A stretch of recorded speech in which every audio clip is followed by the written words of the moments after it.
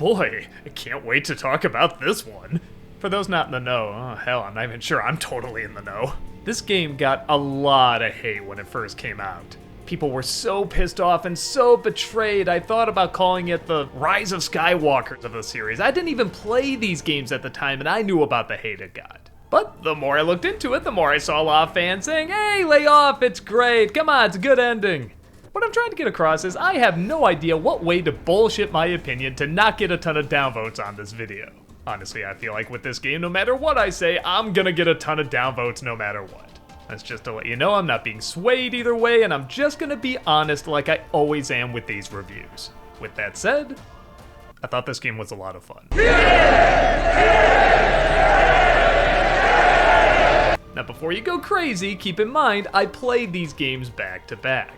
I didn't have to wait ass-teen years and go through a million other side games. I was just playing the main 3 and watched a recap video of what happened in between. And if you're only playing the main games, by God, you need to watch a recap video in between. Also keep in mind, I really like the Kingdom Hearts games, but I don't really think about them much after I'm done playing them. I really get sucked in while I'm playing them. I enjoy the worlds and the characters, and even all the tropes with the complicated story and mix of anime cliches and Disney cliches. With that said, if you hate this game or have a lot of criticisms of it, I'm probably gonna agree with you because there are a shit ton of flaws. They just didn't extract from my overall experience, and I will admit, the flaws in these games are part of the fun for me. The story? I'm not even gonna try.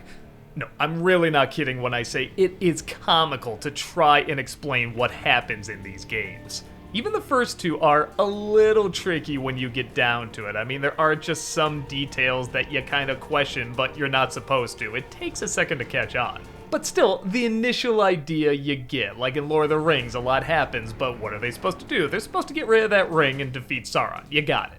What's the core of it? You're supposed to save Kairi and Riku. You save them in different ways, but that's ultimately what you're supposed to do. This one, throughout 2/3 of the game, I had to keep reminding myself what the hell I was supposed to do. All I really got was, you're supposed to level up to defeat Xehanort, the ultimate bad guy. There's so many long, complicated conversations in this, which, again, is part of the fun of Kingdom Hearts. They over-explain everything. But yes, when you are constantly fighting all these various creatures and bosses and such, it does kind of take away when you're asking yourself, why am I doing this again?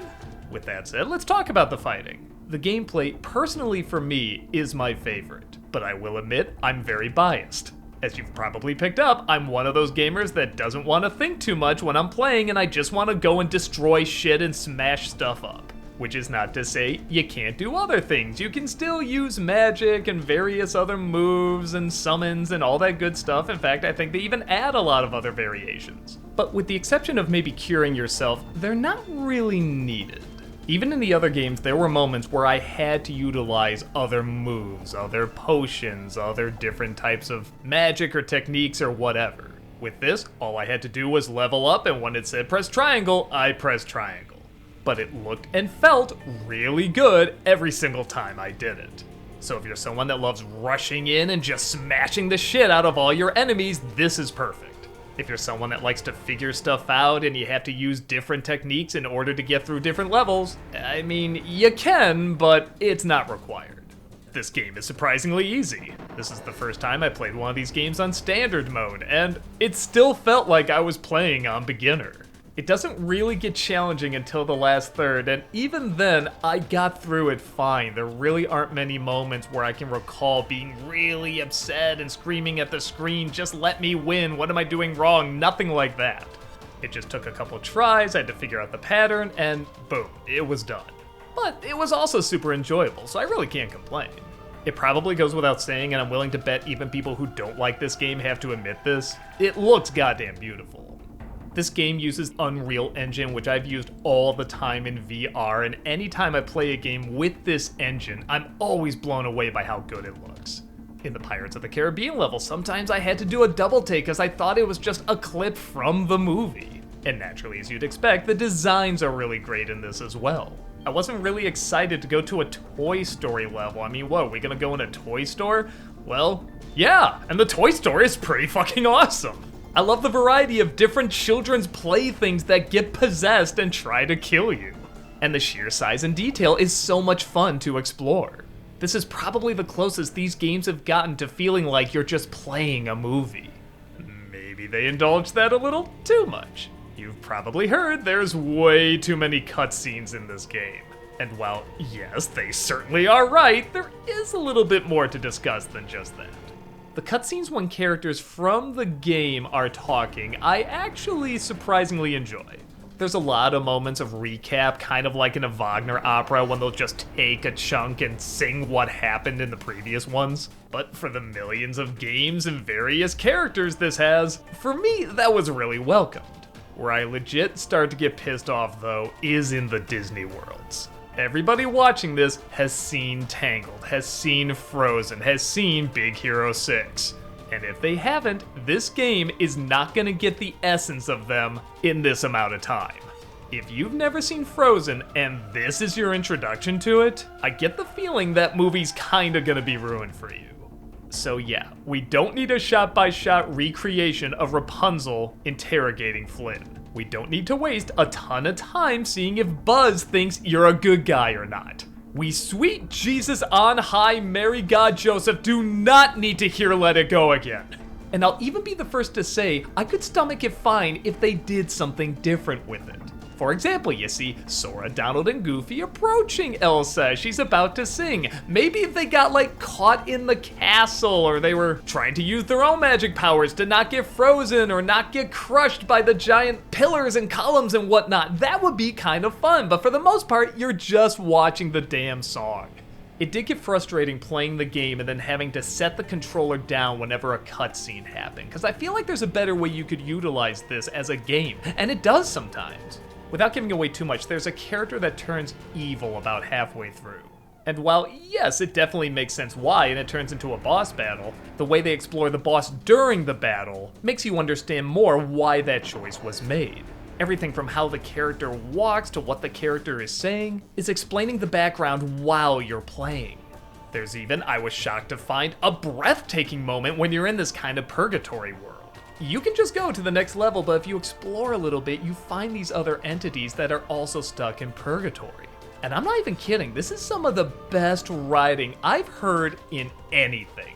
Kingdom Hearts, a video game, movies, books, I don't care. These monologues actually really stuck with me after I was done reading them. Oh, Jesus Christ. That crying, I have to find it, embrace it, the sweet weight I carry. Shit, hold on! Fuck! My dear beloved no! Holy shit! This is the best stuff in the game. This is the best stuff in any of the games I played. They are so poignant and so heartbreaking and mean so much because these characters are here. But you had to look for them. It wasn't just shown to you in a cutscene, you had to explore a little bit and you got rewarded. It made the game and the world feel a lot more inhabitable. As I'm sure a lot of people have pointed out, the Disney worlds don't really play much into the story either, but I don't know, I feel like I was kinda used to that with these games.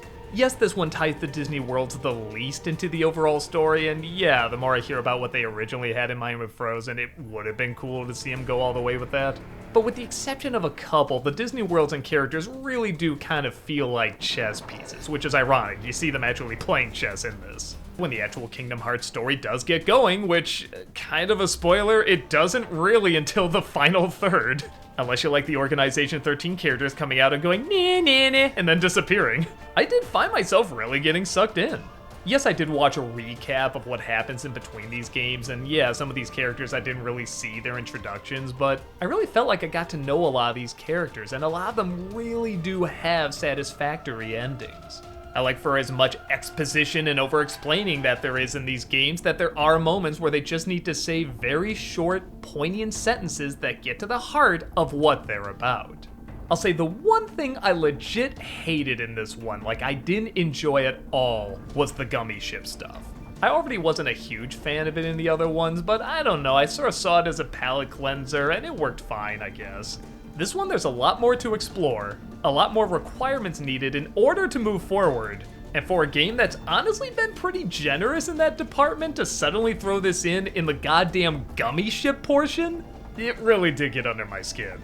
I don't know, it's probably just a personal preference though.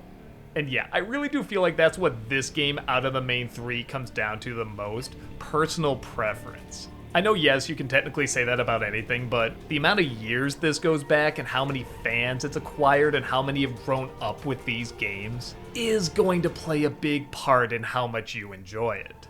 I personally am the most basic bitch gamer. I grew up with Super Mario Bros., man. I don't really need that great a story or characters as long as it's fun to play and looks kinda nice. Not to say I don't get sucked into games that have really great story and characters, it's just not a requirement for me. So whenever I did find myself getting emotionally involved, I just considered it icing on the cake. But I know there's a lot of people that really take so much more out of these games, and for you, I don't know what you're gonna think of it. All I can say is, I had a good time. I thought it was fun to play, it looked beautiful, I still followed the story and characters enough, and did get emotionally involved. Honestly, if anything, the hate I've been hearing so much about it really lowered my expectations, to the point where I was really surprised I was getting into it as much as I was. So yeah, I'm really glad I've been introduced to these games. I'm not gonna act like they're perfect, but that's also what kinda makes them really fun. I did find myself enjoying it more than just a fun little game to play. I did get into the characters, and I did get into the story. But what did you guys think? Do you think these are some of the greatest games ever made, or do you think they're overhyped? Do you think they started off great and then turned to shit? Did you grow up with it or just discover it, and what was your acceptance of it either way? Like I said, I'm not an expert on the fan base, so I'd love to know all your different opinions on it. Let me know what you think, and until next time, let your heart be your guiding key.